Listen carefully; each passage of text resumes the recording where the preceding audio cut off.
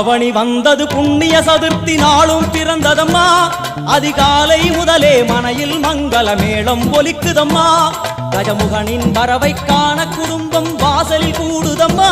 மாக்கோலம் இட்டொரு மனை மேல் வந்தான் ஆரத்தியாகுதம்மா. கணபதி ராஜா வந்தாராம் மனையில் நின்றே பொன்னாளாம். கணபதி ராஜா வந்தாராம் மனையில் நின்றே பொன்னாளாம்.